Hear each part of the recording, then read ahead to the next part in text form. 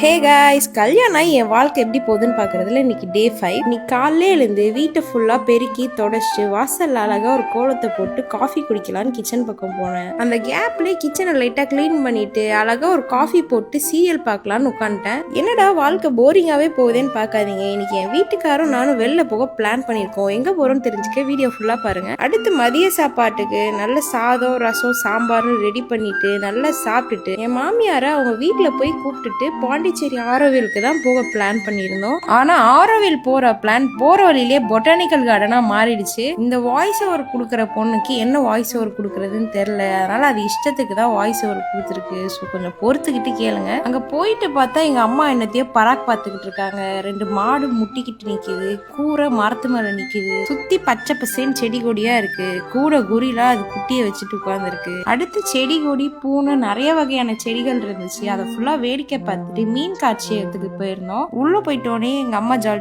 எங்க மாமியார் ஜாலியா மீனை போட்டு தட்டிக்கிட்டு இருந்தாங்க. நானும் ஜாலியா அதை போட்டு தட்ட ஆரம்பிச்சிட்டேன். என் பக்கத்துல எங்க வீட்டுக்கார் சைன் லாங்குவேஜ்ல மீனை எப்படி சொல்லலாம்னு சொல்லிட்டு இருந்தாரு. அப்புறம் அங்க இருக்க மீன் எல்லாம் சுத்தி பார்த்துட்டு அங்க இருந்து கிளம்பி கார்ல ஏறி வீட்டுக்கு போயிட்டோம். இப்பதான் எங்க வீடியோ ஃபர்ஸ்ட் டைம் பாக்குறீங்கன்னா ஒரு ஃபாலோ தான் பண்ணிட்டு பாருங்களேன். இதோட அடுத்த வீடியோல பார்ப்போம். பாய்.